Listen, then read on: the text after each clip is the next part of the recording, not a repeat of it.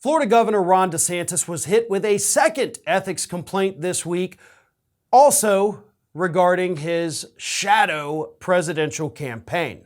Now, you'll recall about 2 weeks ago, Donald Trump's Make America Great Again Incorporated PAC filed an ethics complaint against Ron DeSantis, alleging that he was violating Florida law by simultaneously serving as governor and trying to run for president.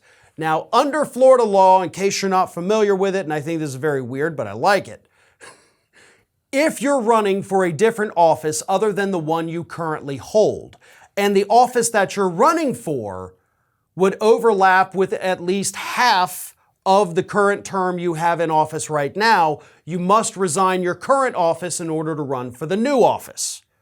Now, the Trump campaign filed their ethics complaint and said, hey, listen, he's clearly running for president. He has to resign under Florida law. This week, he was hit with an ethics complaint from Nikki Fried, the chair of the Democratic Party, the freshly minted chair of the Democratic Party here in the state of Florida, with Fried and the Democratic Party alleging that not only all of the stuff the MAGA PAC alleged, but also you've got campaign finance laws that this man, who is clearly running for president, is violating left and right. You've got super PACs out there. You've got regular state political action committees, all associated with Ron DeSantis, spending hundreds of thousands of dollars on his events. And that's not allowed because these PACs are not set up for a presidential run. In fact, one of the PACs that they filed the complaint about is only set up for Ron DeSantis to run for governor. And he's term limited after this term, so that political action committee no longer serves a purpose because he can't run for governor again. Yet it's out there spending hundreds of thousands of dollars on events for Ron DeSantis. Now that doesn't seem right.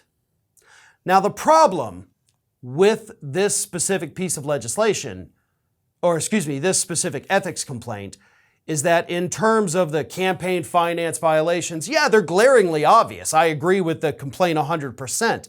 Problem is, the state government and the federal government never do anything about any of that ever. We see campaign finance violations all of the time. Just look at what recently happened to George Santos. They told him, they're like, hey, you've accepted a campaign contribution well over the legal limit. But rather than hit you with criminal charges, which we could do, instead, why don't you go back, refile it, since it was from a joint bank account, say part of it came from the wife instead of just from the husband. Then you're okay. So not only are we not prosecuting these people, the very agency that's supposed to be enforcing the laws is giving them advice on how to skirt the laws. So while I agree 100% with this complaint filed by the Florida Democratic Party, I like it. I think they should have filed it, yeah. But do I think anything is going to happen with it? Nope. The Republicans control the state of Florida. You think they're going to hold Ron DeSantis accountable? You think with that other MAGA complaint, they're going to force Ron DeSantis to resign? Hell no. So what we're going to see is what happens with the good old boy style of politics down here in Florida. We're going to continue to see all of these violations that Ron DeSantis is racking up, and we're going to watch as our Republican-controlled state legislature does absolutely nothing about it. And maybe in the end, when people across the country see how corrupt the Florida process is, maybe it'll turn off even more people from supporting Ron DeSantis when they see how our legislature is willing to bend over backwards to let him skirt the laws of the state.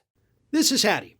Hattie wants to know why you have not subscribed to our channel. You obviously like our videos, so do us a favor and subscribe.